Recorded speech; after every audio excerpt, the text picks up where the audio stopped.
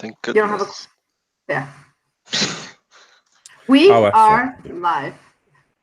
This is Literary Roadhouse. One short story, once a week. I'm Rami. I'm Anais. And I'm Gerald. And this week, we're reading a story called The Gift of the Magi by O. Henry. And this story describes a young, impoverished couple living long ago who are deeply in love with each other. Since the couple has limited means, Della, the wife, despairs at not having enough money to buy her husband James a worthy Christmas present. Ultimately, she decides to sell her beautiful hair in order to buy James a chain for his prized pocket watch. When James comes home, Della greets him and both are surprised by the gifts they receive. Yeah. Sneaky. Yes. Okay, so what are your overall impressions? And, well, to quote a friend of mine, it was a nice story. Wait, who's that friend? I'm looking at him right now. It was a nice story. I thought, yeah, I didn't see the end coming. I didn't. So yeah, I really, and I'm glad it was a nice happy ending. That's good. Rami? I think this is one of those stories that laid the foundation for many iterations afterwards, and so I think it deserves its place among our short story list of discussed stories. Oh. Okay. How do I feel about it? Why do you say Gerald? Why do you say okay, I'm gonna get this out in front first. Yes. Lay it on me. Yeah, Rami, stop with parables. Live with the parables. This is a very nice one. It's a very well written one. There's a lot of things I liked about it that I found interesting. Do I regret reading it? No. Was I bored? No, but I did predict it. Like, I knew what the twist would be. Actually, really? I was telling my boyfriend, I was like, oh, I'm not that excited about the story today, so this is what happens. As I'm telling it to him, as soon as I get to she sells her hair, he goes, yeah, so the husband sells the watch, got it. Immediately, like, predicted it. But I wonder if that power to predict what's going to happen is because this was written in 1905, we have had 113 years of twists and things like that, and that sort of symmetry in stories, and as consumers of stories in any form, be it short stories, novels, movies, whatever it is, we start to learn the patterns. Readers start to get trained. So, that might be why it was so easy to predict. Maybe in 1905, I would not have predicted it. But I did, especially as soon as it was, she got the gold chain for the watch in caps. I was like, got it. But I knew. But there are things I liked about it. And in terms of just sort of story craft, it's very, very well crafted. I quite liked the although it seems a bit strange in reading it in today's times, the bits where the author intruded were quite nice. I quite liked that. I was yeah.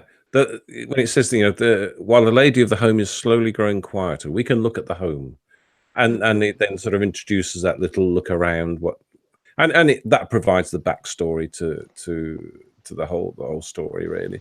So I didn't mind that. I suppose it's maybe I'm approaching it in a non-critical way because it's quite a nice parable type story, and maybe I'm just accepting of it for that. There's a thought. I mean, the narrative I agree I really liked. It was unusual for present day writing. I'd have to dig more into his contemporaries, what he was reading, to see if that was unusual even for whatever was his sort of like niche. But I did like it. I especially like the to me it was like the old timey plays where you had a narrator narrating the play that was talking to the audience, constantly breaking the fourth wall, who's like on the side of the stage and is watching the play with you. Like that's how it sounded to me. Because Mm. things like when he's explaining the house, it's a couple sentences. He goes, "There's little more to say about it." Okay, like it just has like a little like in that simple sentence, which is there is little more to say about it. He says so much. This is a Yeah. poorhouse. There's nothing else to describe here. It's exactly as you imagine it.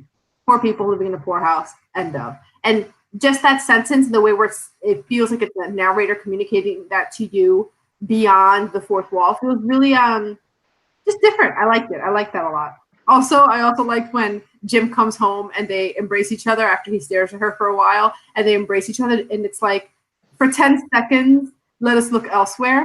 They're definitely making out. That is a chased pan away. Like it feels like the narration. Whoa. That's what they're making out. They're so happy. They're making out. Really? I thought so. Like not like in a gross way, but just like I thought it was like a chase. Like okay, let them have their moment. We'll come back.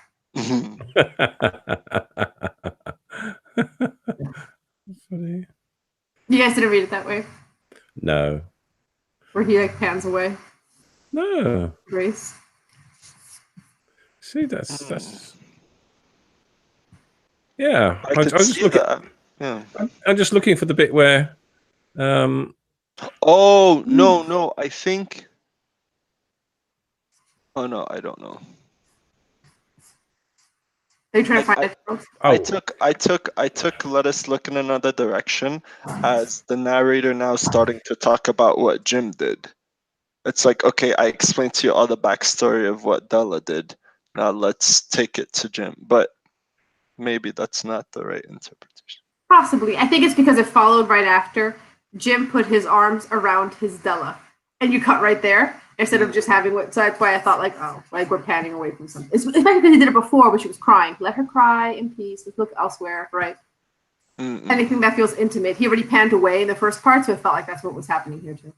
So Maybe not, though. yeah. So maybe when you say making out, He's what's just kissing. Oh, okay. That's all right. Yeah. Just kissing. I do. Yeah. So yeah, it could be. Could be. Yeah. For 10 seconds. Yeah, it gives them that little. It's almost like deliberately looking away and giving them that little bit of time together and yeah, just kissing. That'll do. Yeah. Nothing more than that. Yeah. And he did it while she was crying, so. Yeah, that's good spot actually. Yeah. Which makes it cute. It has a different feeling. There's something sort of wholesome about the way that it's narrated. And we don't really read wholesome stories that often. So. You're No, welcome. I think that's right. Thank you, Robbie, for the wholesome. Well, I think it's right. I think we get so many short stories that are supposedly sort of worthy short story, trying to be literary fiction, and so often they're sort of bad stories of bad things happening or bad things happening to people, bad things. So I think it's nice to have. And to lead you to that, think, oh no, look what's happened. He sold his watch, but then it's okay because they understand each other and they still love each other, so that's good. Yeah. But the surprise ending, it surprised you, Gerald. You didn't see it coming. No, I didn't. I think one of the things is I tend to get lost in stories, so I and that's why I have to. Whenever I do these, I have to read it twice or three times because the first time, as if it's well written, I just sort of sink into the story and enjoy the story. So I wasn't thinking, oh, what's the twist going to be? I was just reading it and oh, that's what happened. It's very very childish, I know, but so no, didn't see that coming at all. Did you, Robbie? Yeah. Yeah. But also, well, yes. Also, because I think, as like I said, I was familiar with the story. I don't know if through an adaptation or maybe I came across it at some point in the past, but I was familiar with the plot already.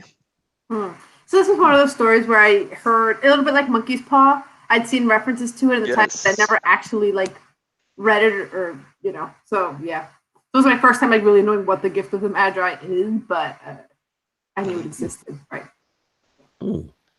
Yeah. Well, speaking of the gift of the Magi, something I need help understanding was the narrator's the ending refrain, and the commentary about what being wise and gifts, because at the start of it, the narrator says that here you have the story of two children who are not wise, but then he ends by saying that they are the Magi, who the narrator did describe as wise. So I was a little confused there. Yeah, I did he say that? Did he say at the start that they're not wise? Well, no, He at said, the beginning of that paragraph. Oh, sorry. And here I have told you the story of the two children who are not wise. I think what he's saying here, it might come down to like tone, but he's saying the Magi, as you know, were wise men, wonderfully wise men who brought gifts to the newborn Christ child. So I think what he's saying is they were labeled wise men. They already had the title of wise. Della and Jim were not considered wise by society. They didn't have the title of wise. They're considered the young, poor married couple. So I think when he means they were not wise, he's not saying that they didn't have wisdom. He's saying they're not considered wise. They didn't have that. And then he's proving, but that's wrong. They actually are wise. Here's why. Yeah. Yeah, that's how I read it. Yeah, it makes sense that way. But one thing that I didn't really understand is right after the whole, for 10 seconds, let us look in another direction. And it goes, $8 a week or $1 million a year. How different are they? Someone may give you an answer, but it will be wrong. The Magi brought valuable gifts, but that was not among them. My meaning will be explained soon. But what was not among them? I think value? I don't that understand. trying to explain, like, it's not the face value of the gift. It's like the meaning behind it, or the sacrifice made to get it. Like, it's not that the gift was worth $1 million, just the gift being and higher in monetary value that makes it more valuable. Yeah, but I guess it's because it follows that someone may give you an answer, but it will be wrong. So I guess that was not among them. Yeah, I think because some would put a value on a gift, and they're saying, but that's not the true value of it, and the gift has deeper meaning. So and I think what he's saying is that at the end he's saying because they've both given up things to buy and give the gift, then that is truly valuable. You know why I might be getting tripped up here? Because it's $8 a week or $1 million a year. How different are they? That question seems to almost like anticipate that somebody's saying, "Oh, it's the same thing," but $8 a week is $416 a year. It's a lot less. What do you like? I think that's the part where I'm just like, what? This is a lot less than the other. This whole how different, like, you know what I'm saying? Like, what? Yeah, that section I was just like went right over my head. Too much math. That's the problem.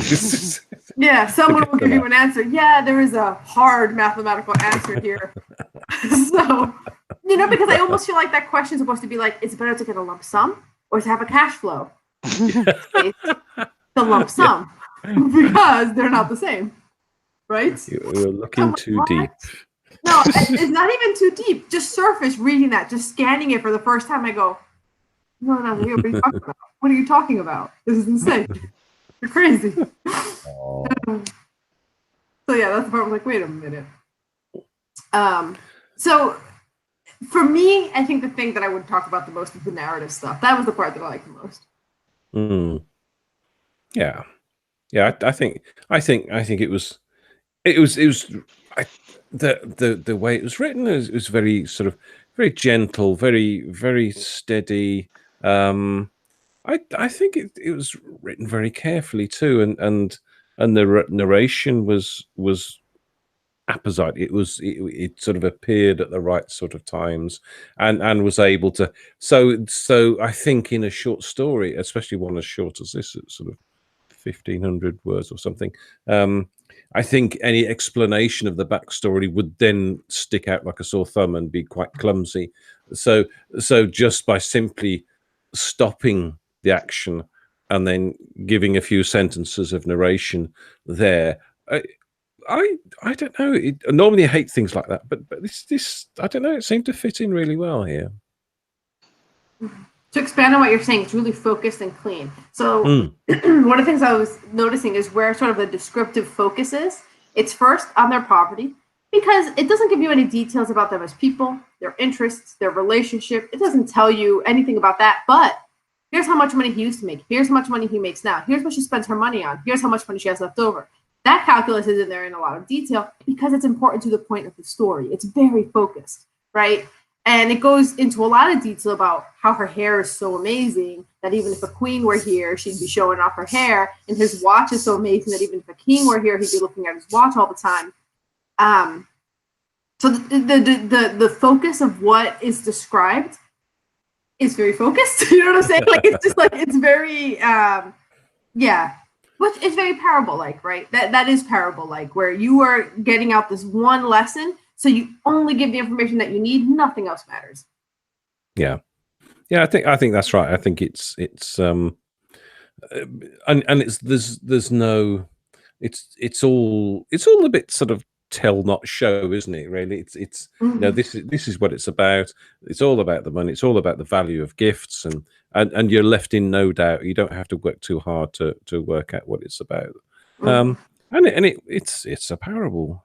And that's how they work. I think it's just, you know, very very very straightforward. And I think that very narrow focus on only learning what you need to learn to get the moral out of the parable works, because if you give them, and we've said this before when we've discussed parables, if you give them too much specificity, if Della doesn't like to dance but likes to sing, and Jim doesn't play craps but he likes cards, then all of a sudden it's not generally applicable. As soon as you start giving them personalities and shapes, and they're not just two people who love each other and have no money, then the reader can't just become that person. You can't be Della, you can't be Jim, because they're too specifically someone else. Yeah, and I think he could have written, we've got no idea where Jim works and why he's now paid less than he used to be paid, which an author could have done and could have led you into the characters and the backstory. But it's not important. There's a lesson here, and here's the lesson, and it's nicely told. Yeah. Rami, anything? Have you looked into the backstory of O. Henry? Yes. No. A little bit, very superficially. Quite the character. No, I hadn't either. I was just looking him up. Apparently, he did some jail time and fled. What did he go to jail for? Fled to Honduras. Wow. Embezzlement. Wow, that's very good. Yeah. Yeah. So I did not that much research. You got further than I did. Just that his real name, or his name at birth, O. Henry, is a pen name. The O stands for Olivier, and his real name's William Sidney Porter. He's American, born in North Carolina, died in New York. And the last name, like, he wanted a pen name because he wasn't sure if what he would be writing would be any good. So he first just starts looking through like a fashionable party of like socialites in New Orleans with a friend, and they see the name Henry, and they're like, oh, that's a good last name. And he left it there. And then he's like, somebody was like, oh, O is a good letter. Literally, just O is a good letter. And then in an interview, he was asked, what's the O stand for? He goes, French for Oliver. So Olivier. Olivier Henry. French for Oliver. Fantastic. I like that. Yeah, that's it. Very simple. French for Oliver. Yeah. And also that he wrote short stories, many short stories, and he's known for the surprise endings. Okay. I want to figure out the surprise endings, though, to see if all of them were this predictable, or if just this story is so popular and the structure that's sort of mirroring, where it's like she has a thing that's very valuable, she sells. He has a thing that's very valuable, he sells for love. Like, if that got repeated so much over the course of the last century, that's why I immediately was like, got it. But there might be other surprises that aren't as well known or haven't been replicated as much. And I thought it was quite nice the fact that they, by selling the items that were valuable to them, it negated the present that was given to them, which is sort of quite quirky and funny. Yeah, but only sort of, because no, that's the other thing I was going to say. Jim is the one who lost big because Della's hair's back. He's not getting that watch back. Yeah, I was wondering if either of you thought about it, but I thought maybe making that comment might make me seem superficial, but it's true. Happy to make it for you, Robbie. Yeah, very good. Yeah. Yeah, Della's hair presumably is gonna grow back, and she'll be able to use the comb. But that's a typical woman for you. I wonder if in 1905 cutting off your hair was a bigger deal. You know, because it wasn't fun. It looks like someone who sings for money. Like maybe there was some kind of social status tied to it. Oh, I mean, for sure, there definitely was. But I'm wondering if, like, I mean, even to this day, right, in movies, when a woman has a nervous breakdown, what does she do? She cuts her hair. It's considered a crazy thing, right, to a certain degree. And that's starting to phase out. But, like, as recently as very, isn't it Demi Moore who cuts her hair? What movie is that? There's a difference between cutting your hair, like Della did, and completely shaving your head. No, I know that, but I guess what I'm saying is, in a movie, right, when a guy goes crazy, he doesn't cut his hair. It's not like human goes crazy, cuts hair. It's a gendered thing where hair is so valuable to women. It's such an important part of their identity, their look, their worth, that cutting it is like, oh my God, right? So I guess what I'm saying is, even now, 100 years later, we still have dredges of that. And that back then it was even more intense. This idea that, like, oh, she cut her hair, like, gasp, clutch your pearls. That is the same as selling a family heirloom. We wouldn't agree with that in 2018, but I wonder if in 1905 there was more equal. Maybe, yeah. Yeah, there's not much. But now we're back to the problem of parables. Yeah. Not much to say about parables. Not much to say. No. And this is one of the better ones we've read. There's been parables where I was mad I read it, and this one I'm not mad I read it. I just don't have much to add. That's nice. Yeah. we're very benign today. It's the Christmas spirit, isn't it? It's yeah, except this publishes after Christmas. Well, it's already after Christmas, but I'm just saying because we took a break for Christmas. That was nice. Yeah, we haven't geared up for full anger and yeah and vitriol yet. Mm-hmm. Actually, do you guys know which episode? This probably will make it in the final edit, but I replayed the piano tuner for the Christmas episode, which is about a man who is emasculated. His wife cheats on him, and there's a random guy outside the door doing karate. It's a crazy story. Wow. You guys want to go back and listen to that again? It was insane. Yeah. We've read some strange things. But we maybe we didn't like that one. I think Maya and I liked it. Anyway, so anything else to add, or is this going to be a short episode? No. Nothing more to add. Okay. Ratings. I'll go with quite generous 4.5, I think. Okay. 5 for me. Woo. And 4 for me. We're stairs. Yeah. Maybe I'm 4.5 though. I don't know. This is so weird for me. It's like one of those, like, yeah, you are the gift of the Magi. Unusual for Rami to outscore me. Yeah. Actually, maybe 2019 is a year of no ratings because we have Kenichi prophesied ourselves into some nonsense numbers. Because something we're thinking about. If any listeners have thoughts about the ratings, if you're like, guys, this no longer makes sense, please let us know. Because I had that nagging feeling for a while, like, I don't think ratings make sense anymore.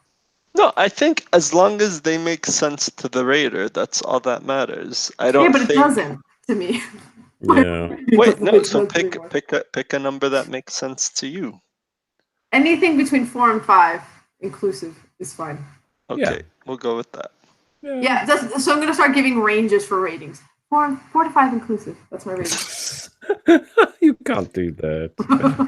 Inclusive of all real numbers Yes, between. indeed. Well, we Well. do fractions, don't we? Ron, you have a game. Yeah, so this game, so I'll let you know it was kind of hard for me to come up with questions about trivia for gifts because I wanted to come up with questions aside from just guessing the value of certain gifts given throughout history. Although one question ultimately is like that. But anyway, without further ado, here's the game. Well, what are we submitting? Oh, yeah, right. I've found Haruki Murakami, The Second Bakery Attack. Okay. And I'm still submitting until it gets in. Damn it. House taken over by Julio Cortázar. All Okay. right. Let's game. I'll start with Anais. I usually start with Gerald, I think, so let's mix it up.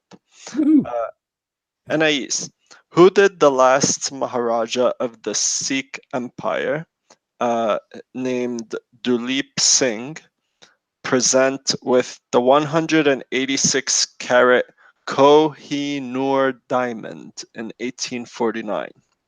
Was it his wife, Queen Victoria, or his daughter? What year? 1849. Might have been Queen Victoria. And it's correct. Yeah. If it was after 1900, maybe not, but now. Yeah. All right, Gerald. In 1917, what did New York banker Morton Plank trade for a Cartier pearl necklace? His mansion, All right. his baseball team, or the rights to his new invention? Baseball team. It was his mansion. Oh, okay. All right. Anais, so are you familiar with the diamond that Richard Burton bought for his wife Elizabeth Taylor at the time? Vaguely. He bought a diamond, 68 carat diamond for $1 million. And at the time, it was the highest price ever paid for a publicly sold jewel. So following her second divorce from Richard Burton in 1978, Elizabeth Taylor sold the diamond. And what did she do with the money? Did she buy a 40-acre property, build a hospital, or buy another diamond? Buy another diamond. Actually, she used the proceeds to fund the building of a hospital in Botswana. No, very That's nice. nice of her. Alright, Yeah. all good, already. All right. And so yeah, since it was hard for me to make questions, this is only 2 rounds, so this will be the last question for you, Gerald, Okay. for a chance to tie it up. In 2016 dollars, how much is the estimated cost of the Taj Mahal?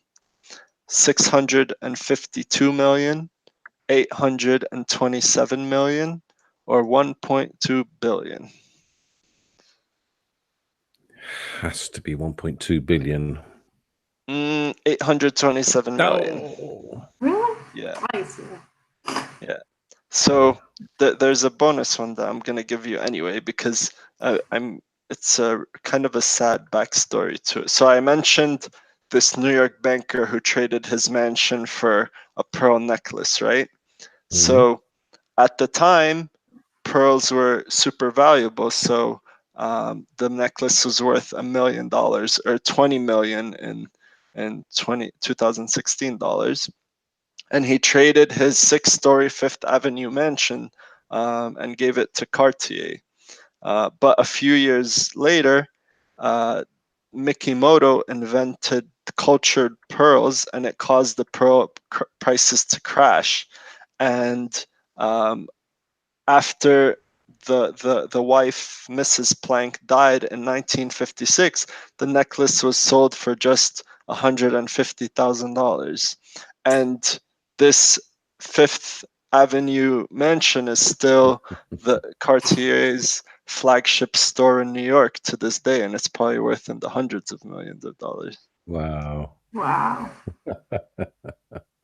Very good. Wow. Property again. All right. So, I won, I think. Yes, you did.